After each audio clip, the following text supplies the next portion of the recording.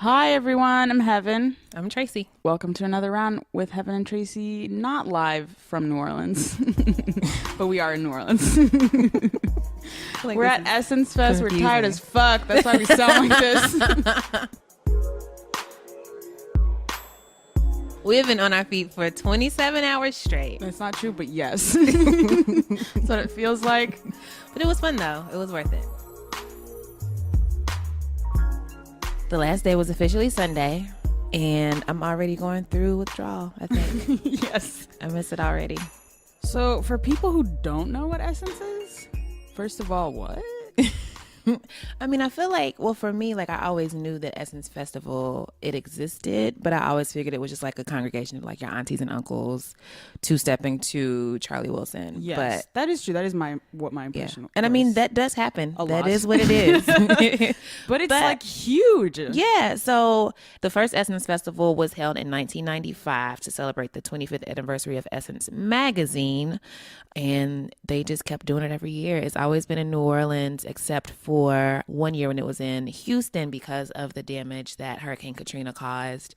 A shit ton of people that come in every year, close to 500,000. That's wild. That's a lot of people. And of course, all those people are spending money, which is big in the wake of Katrina because a lot of that money goes into rebuilding the city. So this was both of our first times at the festival and in New Orleans. And I feel like my brain has been working overtime, just taking in everything. Yeah, it's like sensory overload. So what stood out to you, Tracy? What are some thoughts you had about the festival? So many cat daddies. Yes. So many cat daddies. This could also just be like called the American Cat Daddy Convention. It really could.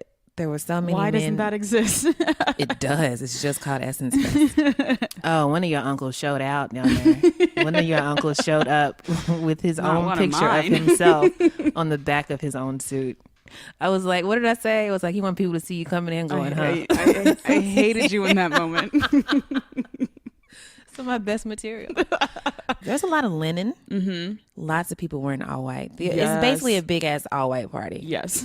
Men in sandals, out and about. A lot of Kangol. Tons of Kangol and fedoras, unfortunately. Yeah. Saw quite a few group line dances happening. Of course, the mandatory wobble. Have to do the Group wobble. I think last year they purposefully had like the world's largest wobble at the convention center. And I was so sad that I missed it. There was also that guy selling bootleg pictures of Mary J. Blige. Oh my gosh. He like printed out a Getty photo. And like cropped out the Getty watermark. And just like went to Kinko's. It was all grainy. A lot of bootleg hustling. It was just black as hell. Yes. Super black. I'm sure somebody was at there with mixtapes. Oh, absolutely. Had to have been. I would be if I had mixtapes. Also, there was a lot of tumbleweave. If you're not familiar with tumbleweave, just floating batches of weave that have fallen out of someone's head. A braid here and there. Tumble out. Yeah. There was this woman in front of us. She was pointing at the ground. She's like, man down. And we looked and it's just a single braid. So there's a lot of coverage of our experience in the Essence Festival on BuzzFeed.com, the website. You should go check it out. Get some pictures of your aunties and uncles. You might actually see your Aunt Cheryl in there. I'm pretty sure I saw her.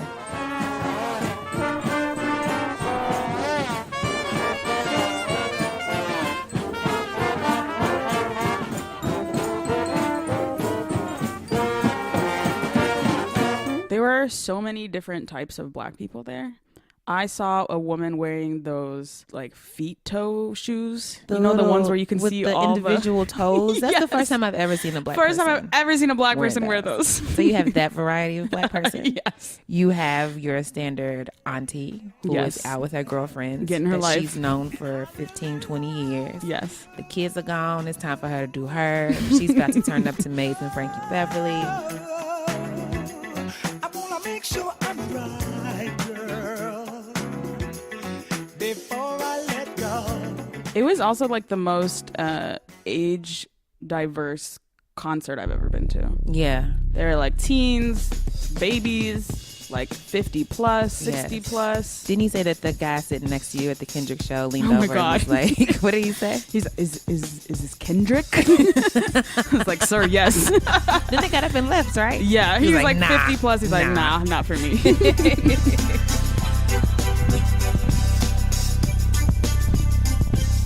So we had a lot of fun, but we were exhausted. We walked all around this festival, all around the convention center and the Superdome. And we talked to a ton of people, which is really tiring. Like, I forgot how much energy it takes. Yes. But we did it. We met some really, really amazing people. My favorite group of people, I think, is there was like this group of 4 women who had been friends for like 40 years, I think. And this particular group had a woman who is from New York and her best friend is from New Orleans, and like they get together and they come back every year. And they had a lot of really interesting things to say about like how it's changed over the years, like before and after Katrina and the year that it was in Houston. And just hearing them talk about their friendship was so special. It's beautiful. Yeah. Yeah. So we want to share that with you guys. Take a listen. This would be my 20th, not consecutively though. I missed a couple of years, I skipped it. And then even at the time I was living in Houston, and after Katrina, we had it in Houston. And it didn't have the same vibe, the same energy, because it's so spaced out, where New Orleans, you know, everything is the quarter and everything's walking distance, and it's a different energy down here. So yeah, but I haven't been the last couple of years. It's gotten really expensive. So yeah. We here to see Uncle Charlie and Kim tonight. And Frankie, don't leave him out. And I'm about to say, because Frankie, for years, he was the closing act. You're right. And I've seen him in a couple other cities, Houston and New York, but it's nothing like seeing Frankie Beverly in New Orleans. They loved him some Frankie Beverly. But we was at the Sanger Theater when he recorded live back in the 80s. And it's nothing like seeing the whole dome, everybody dancing, electric slide, and when he's singing, it's just, yeah. He sang 2 words, we sang 3 words. Right, you know, word for word. Oh yes. Yep, he haven't had a new hit in 20 years, and we still love him. He don't need one, right? He can keep singing the classics. So yeah, so that's a big thing. And then it's like a family reunion. We got people from all over that's come in. I can't wait to see. We've been on Facebook, everybody checking in. We just rode in today. So we're looking forward to it. It's going to be really nice. So how long have you guys been friends? This one is my BFF. I was 13 and she was 12. And 40 years. Yes, we just counted 40 years. Yes. Yes. So, yep. Yes. And my uncle was the administrator of Flint Goodrich Hospital. It's in Uptown. And they lived on the hospital grounds. And surrounded by the hospital was the Magnolia Projects. And this is where Vandergay was from. And so she went with my cousins. I'm down there for the summer. I'm living in New York. So every year I'd come down for Mardi Gras and I come spend the summer. And so I met her that year. And we clicked, and it's been on ever since. We lost contact for a couple of years. For 18 years. For like 18 years. After Katrina, I was so worried about her because Magnolia was she's like 3rd generation Magnolia. So I was wondering, like, did she get out? Is she, or where could she be? So I volunteered in Houston because everybody was coming to the Astrodome. They were busting them over looking for her. But actually she went to Alabama. And good old Facebook years later, I saw a name and I was like, wait a minute, hold up. Southern University. I was like, it got in Forsyth High School and Southern University. It wasn't nobody but Vandergay Williams. I was like, okay. It's been on ever since. Yes. Yep. This is my BFF. Yes, it is. You staying friends for so long? That's a good question. Just the love we have for each other. Because we done been through the ups and the downs. The ups and the downs, the ins and the outs. And at the end of the day, you really find out who your friends is. And then we don't have to speak every day. Like, we've gone years. And like when we did talk, and then we pick up like we never lost a day. It's like we don't have to talk even now. You know, we check in. She's not big on social media. You know, I miss Facebook. This one here, I could hardly get her to text. She's like, Really. She texts me and I call her. Right. You're defeating the purpose, ma'am. I'm like, Yes. No. But yes, we stay in touch. So I promised her, like, I came down for Mardi Gras. That's I'll come down for Essence. I'll come back down. So, as my New Orleans native, what's one thing that you want the rest of the country to know about New Orleans? That we are a caring city. We are a caring city, even though you hear all the negative publicity. At the end of the day, we love each other. Have a blessed day, y'all. We've had a good time. Gina and Vandergay, you guys were so amazing. Friendship goals. And I hope you will be my Gina if you will be my Vandergay. Tracy. This year is the 10th anniversary of Katrina, and that was a big part of our conversations at Essence. It's coming up in August, so we're going to be working on a few things, a few more interviews about that to share with you later this summer. I wanna make sure I'm right, girl.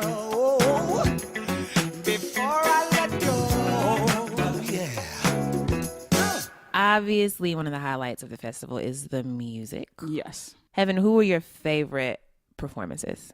I mean, without a doubt, Missy and Kendrick. Yes. Kendrick is so cute. It's weird because he looks like a baby, but he was dressed like, I think I tweeted this, he was just like when your dad comes to pick you up from school and like he just got done like mowing the lawn. Yeah. And you get mad because you told your dad to wait in the car and he comes in to look He's like, for you oh, anyway. you looking like this? He had on like some, I mean, I'm sure it was very expensive, but he had on like a trucker, not a trucker hat. He had on a hat and like a polo shirt and just like some random sweatpants. It's like soccer dad picking you up. Yeah, definitely. Soccer dad swag. Yes. If you will. What I like best about him as a performer, this is the second time that I've seen him, but like how he like individually acknowledges people that he can see in the audience. And he's just like pointing at people, be like, hey, I see you, yellow shirt.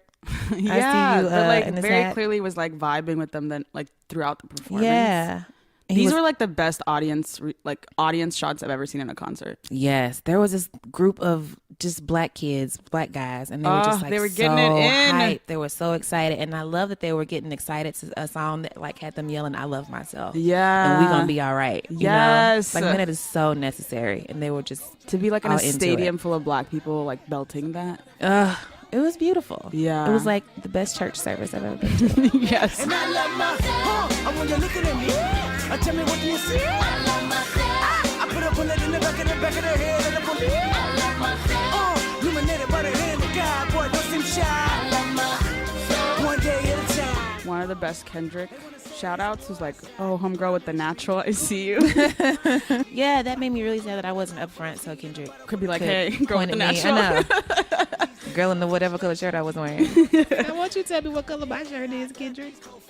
We met someone who somehow recognized us, and she said her friend wanted a picture, but her friend wasn't there, so she wrote this like really sweet note. And then we learned the girl herself had come all the way from Nairobi to see Kendrick.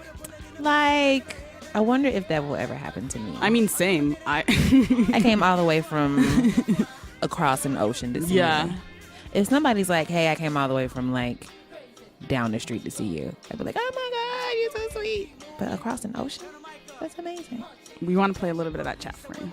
I live in Nairobi, Kenya, born and mostly raised, and I flew 19 hours out to the States and another like 4 hours just to see Kendrick. So Kendrick had better be good. This is 23 hours of commuting to do this.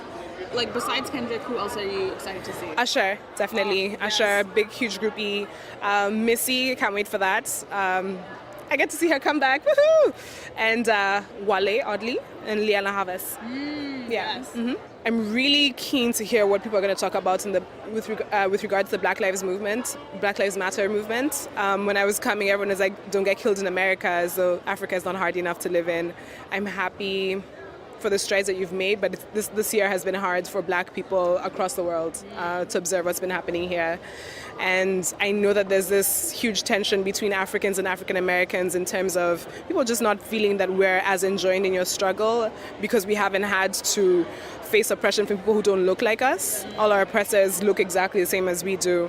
That being said, it is still a huge part of our common struggle and of like our shared history and background.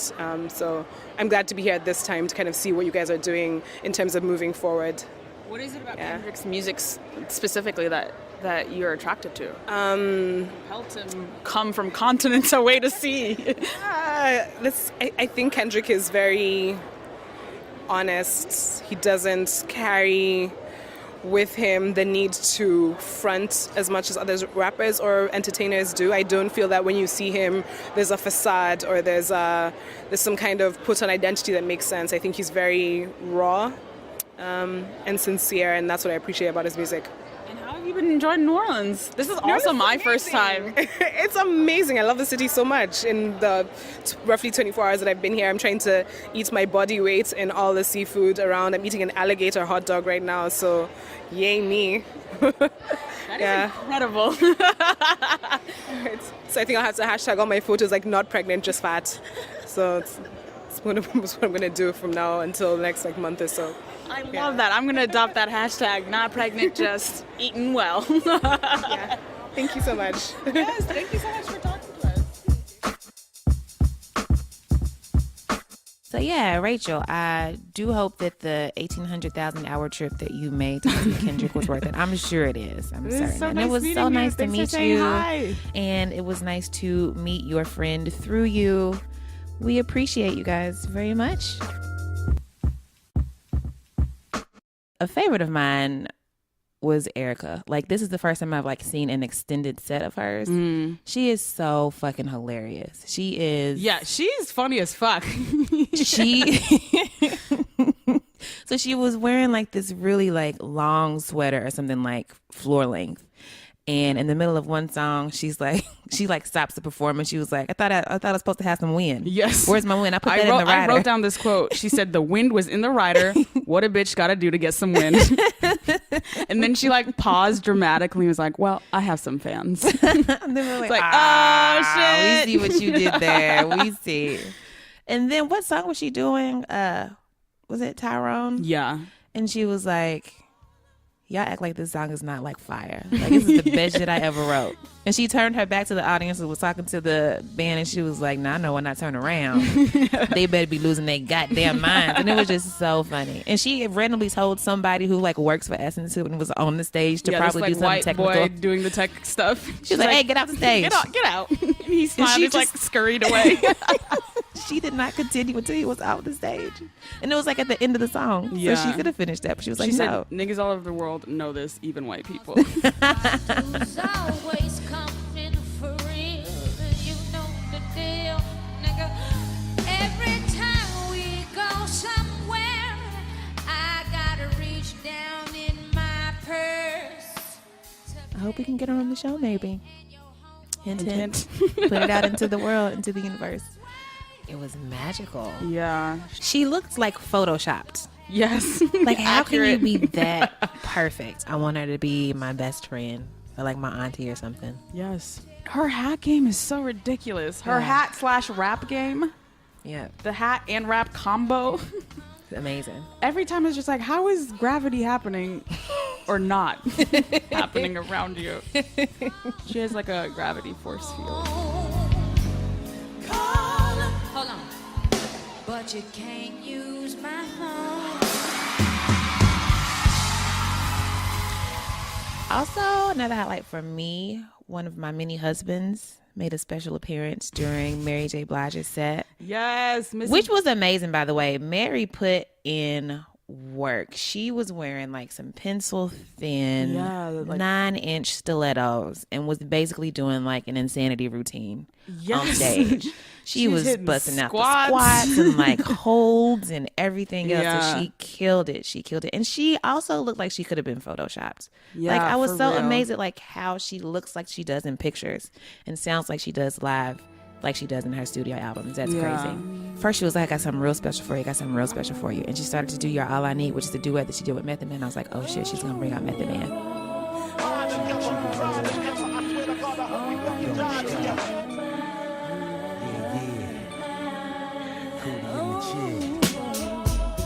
And of course, Method Man comes out. This man is so gorgeous. He is looks not really aged good. a day. Ugh. More people should be like lusting for him openly. You know, because I feel like he's always somebody, like when I'm like sitting around with my girlfriends, we're talking about celebrities, like he's always in the conversation somewhere. Really? Yes. Oh my gosh. There should be an appreciation post, maybe. Maybe I will do that. And then maybe we'll go on the show, and then maybe we'll get married. Okay, Maybe we'll this have is some... derailing a little bit. Sorry. But yeah, Mary killed it. Baby, never ever give my cootie away and keep it tight, alright? And I'ma walk these dogs so we can live in a fat ass crib with thousands of kids. Missy was amazing. So I'm sure by now you've already seen some tweets about how they cut off Missy's performance. This was the wildest thing to me because this was her first time performing at Essence. First Which ever. in and of itself is ridiculous. Yes. Why is it taking this long? Yeah. She was killing it. They had started off with some clear technical difficulties. So they're already on a weird schedule thing. She did a really long set. Nobody was mad. Nobody was mad at all.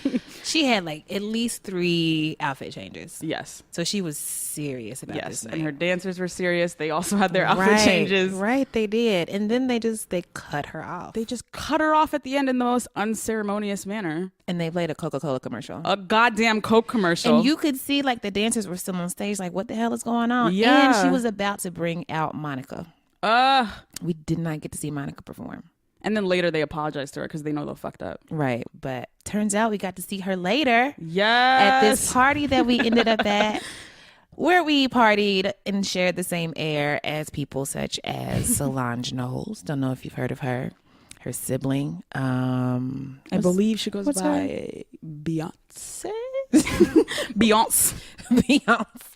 Jay-Z was supposedly there somewhere. Kelly Rowland was there. Tweet came out and performed, and Missy Elliott was there. Solange DJ'd, and she had a Missy tribute set. Oh, yes, it was so dope. It was amazing. Solange is a great DJ. Solange is an amazing DJ. She was DJ playing in my all the... Yes. She throws a dope house party. Yes, if you ever get a chance to go to anything that you think Solange might be at or DJing at, you should go. We got really drunk. I got really drunk. Let me not speak for everyone were else. all definitely drunk. Okay, I It just was wanted an to give open you a bar. chance to We were chime in. definitely drunk. It was like $32. It was open bar. There was Ciroc. Flowing like a fountain. It just felt like a big house party. It was in like this weird, random, like Masonic lodge thing. Yeah. It looked like there could low-key be like a cemetery in the back. Right. But like it turned into like the dopest house party. I felt bad though because everybody was like taking pictures and you could tell that she just wanted to like be left alone and enjoy the party. I felt bad for staring, and so I left. I mean, people didn't have to be that indiscreet about it. They had like the flashes on. Flash on. I know. It's like, you don't know how to do this properly.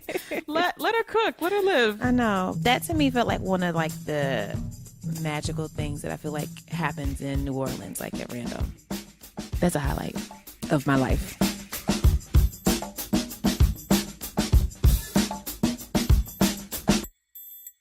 I don't want to derail too much. But the thing that made me most mad about, I think, Missy being cut off by a Coke commercial. There are all these like companies that have a strong hand in the Black community. Coke is one of them. Ford is another. McDonald's is another. And those are like the biggest sponsors at Essence. And it was just annoying that they cut Missy off because they had spent so much time playing commercials, doing all these like segments in between just to be like Coke, Ford. Yeah. Which is like, a part of me doesn't get that just from an advertising point of view because I'm like, who doesn't know Coke exists? But it just made me think about larger money in the Black community things. Mm-hmm. So there's this book called White Money, Black Power, The Surprising History of African American Studies and the Crisis of Race in Higher Education. And it looks at the role the Ford Foundation had in the creation of African American studies programs across the country. That's not a direct relationship to like Missy being cut off by a Coke commercial, but it just made me think about like all the energy they put into putting sponsors in our faces, and then we were enjoying this like Black cultural moment, and it was cut off. I don't know. I've just been thinking a lot about where the money from this comes from and where it goes. They talked a lot about it going into the community, but I was like, I want some follow up on that. Yeah, receipts, if you will. Receipts, please. I don't know. It's just a lingering thought I've had while I was here because it's so all over the place and in your face.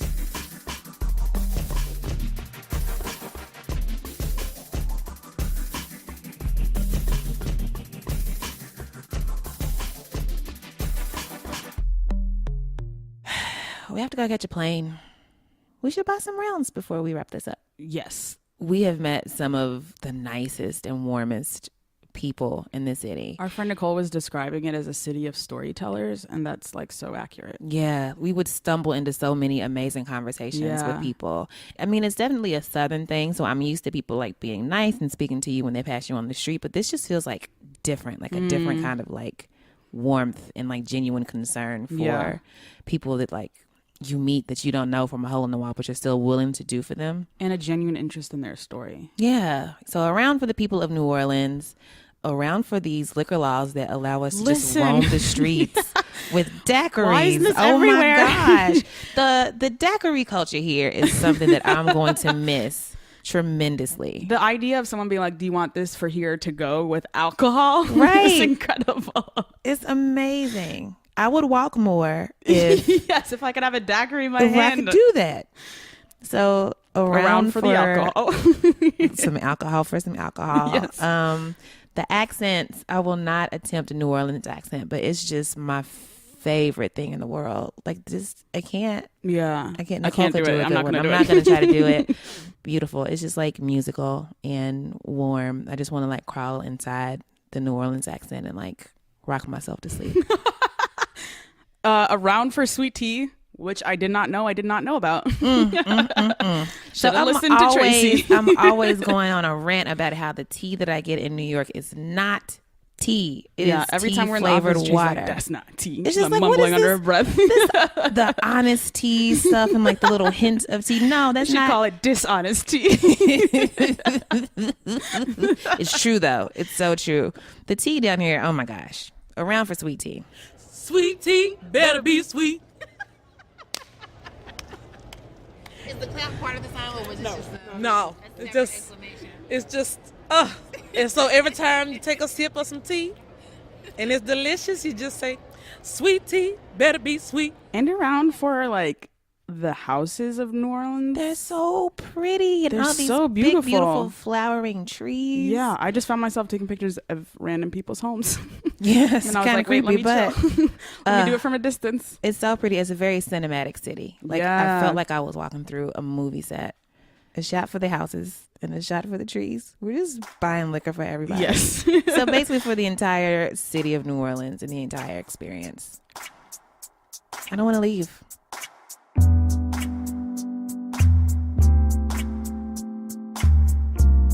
Thank you so much for rocking with us through this impromptu mini Bonus episode. podcast episode.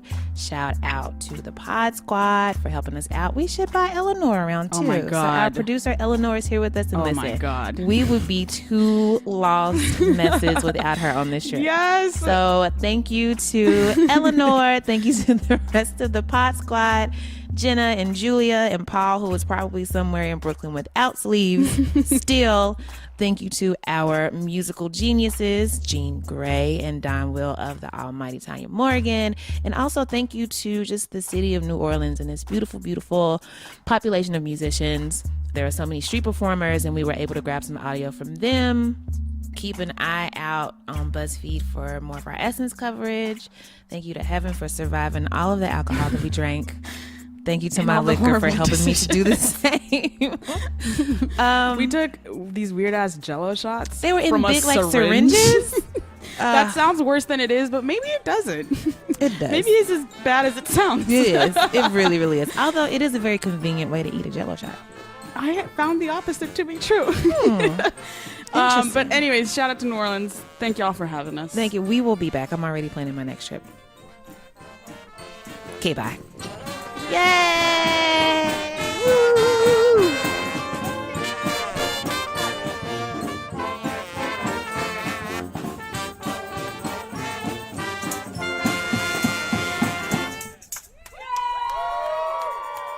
We saw Steve Harvey in the least amount of buttons I've ever seen on his suit.